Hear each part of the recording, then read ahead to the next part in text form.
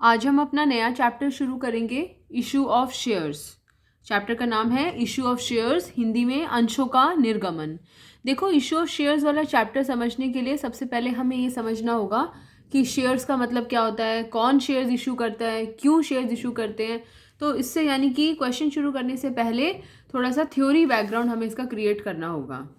सबसे पहली बात तो हमें पता लगाना होगा कि कंपनी का मतलब क्या होता है। कंपनी का मतलब कोई भी संगठन जिसका निर्माण कंपनी अधिनियम 2013 या इससे कोई पहले के अधिनियम के अंतर्गत किया गया है। देखिए, इससे पहले के अधिनियम शब्द लिखने की ज़रूरत क्यों पड़ रही है, क्योंकि 2013 से पहले कंपनी अधिनियम 1956 हुआ करता था। So company means any company formed and registered under the companies act 2013 और एनी अदर प्रीवियस एक्ट। यानी कि कंपनी अधिनियम 2013 या फिर किसी पिछले अधिनियम के अंतर्गत जिस भी कंपनी का निर्माण किया जा रहा है, उस कंपनी को हम या उस संगठन को हम कंपनी के नाम से जानते हैं। दूसरी बात ये आती है कि हमें इशू ऑफ शेयर समझने के लिए कंपनी के बारे में जानना क्यों ज़रूरी है। उसके लिए भी हमें ये पता लगाना होगा कि कंपनियां कितने तरह की होती हैं, तब शायद हम ये इशू ऑफ शेयर्स वाले टॉपिक तक पहुंच पाएंगे। तो कंपनियां कितने तरह की होती हैं, इसे नोट कर लीजिए, फिर हम आगे चलते हैं। हम बात करते हैं कि कंपनी कितने प्रकार की होती है। हमने वैसे पढ़ा है ब्रॉडली कंपनी दो प्रकार की होती है। कौन कौन सी? निजी कंपनी और सार्वजनिक कंपनी। लेकिन अभी फिलहाल 2013 से ही एक और नई फॉर्म ऑफ कंपनी हमारे सामने आई है, जिसको कि हम ओपीसी के नाम से जानते हैं। हमने 11th में इसके बारे में चर्चा की थी। OPC is one person company, बिल्कुल निजी कंपनी की तरह ही होती है। थोड़ा सा इसका ब्रीफ इंट्रोडक्शन देंगे जो हमने 11th में पढ़ा है। निजी कंपनी एक ऐसी कंपनी जो कि अपने अंशों के आवंटन के लिए जनता को आमंत्रित नहीं करती है। वन पर्सन कंपनी, जब एक ही व्यक्ति से पूरी कंपनी का निर्माण किया जाता है, वो अकेला व्यक्ति पूरे व्यवसाय को संभालता है। एक ही डायरेक्टर होता है कम से कम, अधिकतम डायरेक्टर्स की संख्या 15 होती है। निजी कंपनी में सदस्यों की संख्या कम से कम 2, वन पर्सन कंपनी में सदस्यों की संख्या कम से कम 1 और सार्वजनिक कंपनी में सदस्यों की संख्या कम से कम 7। ये जनता को अपने अंशों को खरीदने के लिए आमंत्रित करती है। निजी कंपनी और वन पर्सन कंपनी आम जनता को आमंत्रित नहीं करते अपनी पूंजी इकट्ठी करने के लिए। निजी का मतलब होता है ये अपने निजी स्रोतों से ही पैसा इकट्ठा करते हैं और अपने अंशों के आवंटन के लिए जनता को आमंत्रित नहीं करते हैं। इन दोनों में से कोई भी आम जनता को आमंत्रित नहीं करता है। ये इन दोनों की खास बात है।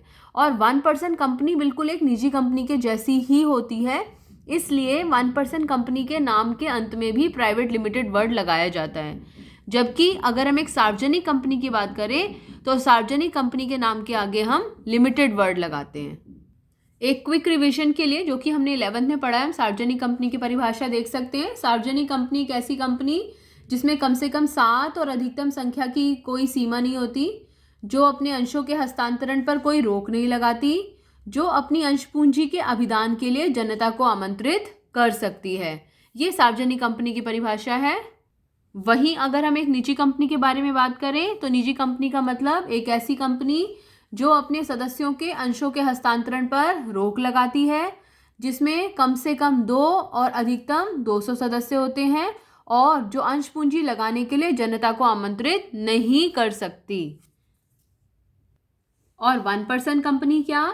एक ऐसी कंपनी जिसमें केवल एक ही व्यक्ति सदस्य होता है। वो एक व्यवसाय को संगठित व्यवसाय को बनाता है।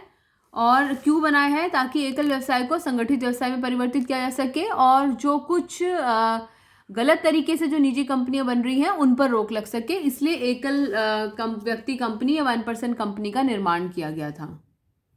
वन पर्सन कंपनी जो होती है वो एक निजी कंपनी के जैसी होती है। इसके सदस्य का दायित्व भी उसके द्वारा लगाई गई पूंजी तक सीमित होता है और इसका कुछ इस तरीके का नाम होता है कि एबीसी लिमिटेड, ब्रैकेट में ओपीसी लिख देते हैं, लेकिन अंत में इसके प्राइवेट लिमिटेड वर्ड ही लिखा हुआ दिखाई देता है।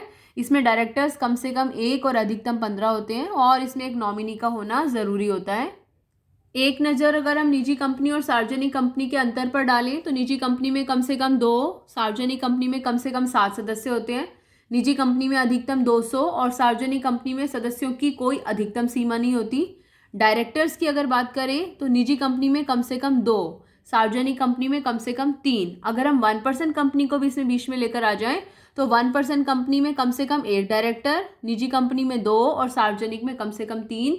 और अधिकतम डायरेक्टर्स की अगर बात करें, चाहे 1% हो, चाहे निजी हो, चाहे सार्वजनिक हो, तीनों ही केसेस में मैक्सिमम 15 डायरेक्टर्स ही हो सकते हैं। और अंशों के हस्तांतरण पर रोक, निजी कंपनी और 1% कंपनी अपने अंशों के हस्तांतरण पर रोक लगाती है, जबकि सार्वजनिक कंपनी अपने अंशों के हस्तांतरण पर कोई रोक नहीं लगाती। ये जनता को आमंत्रित नहीं करते हैं और ये जनता को आमंत्रित करते हैं। यही वाला वो पॉइंट है जिस वजह से हम इस सब चीज़ों को पढ़ रहे हैं, क्योंकि सार्वजनिक कंपनी अपने अंशों के आवंटन के लिए जनता को आमंत्रित करती है, इसीलिए इशू ऑफ शेयर्स वाला चैप्टर बना है। तो इशू ऑफ शेयर्स वाले चैप्टर के लिए निजी कंपनी हमारे लिए इम्पॉर्टेंट नहीं है, 1% कंपनी हमारे लिए इम्पॉर्टेंट नहीं है। हमारे लिए इम्पॉर्टेंट क्या है? एक सार्वजनिक कंपनी, और वो भी कौन सी सार्वजनिक कंपनी? जो अपने अंशों के आवंटन के लिए आम जनता को आमंत्रित करती है। तो जब वो आम जनता को बुलाती है अपने शेयर्स को खरीदने के लिए, तो किस प्रोसेस को, किस प्रक्रिया का पालन किया जाता है, कितने तरह की शेयर कैपिटल होती है, ये सब चीज़ें हम इसमें डिस्कस करेंगे। तो अब हम देखेंगे कि सार्वजनिक कंपनी अपने शेयर्स इशू करती है तो वो शेयर्स कितने तरह के हो सकते हैं, शेयर कैपिटल कितने तरह का हो सकता है, ये सब चीज़ें। तो कंपनी जो अंशों के माध्यम से, एक सार्वजनिक कंपनी जो अंशों के माध्यम से पूंजी एकत्रित करती है, उसे शेयर कैपिटल बोलते हैं। तो शेयर कैपिटल की परिभाषा, शेयर इशू के माध्यम से या शेयर्स के इशू के माध्यम से जो राशि कंपनी ने एकत्रित की है, या एक कंपनी, जो सार्वजनिक कंपनी जो राशि शेयर्स को इशू करने के माध्यम से इकट्ठी करती है, उस राशि को शेयर कैपिटल कहा जाता है। यानी कि amount that a company receives towards the share capital from the issue of shares.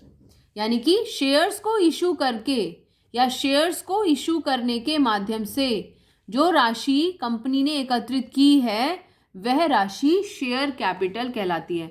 हमने पढ़ा था शेयर्स कितने तरह के होते हैं 11th में। शेयर्स 2 तरह के होते हैं, इक्विटी शेयर्स और प्रेफरेंस शेयर्स। समता अंश, पूर्वाधिकार अंश। पहले अगर हम पूर्वाधिकार अंशों के बारे में बात करें, पूर्व अधिकार प्रेफरेंस शेयर्स, वे अंश जिन्हें पहले से ही 2 अधिकार प्राप्त होते हैं, उन्हें हम पूर्वाधिकार अंश कहते हैं।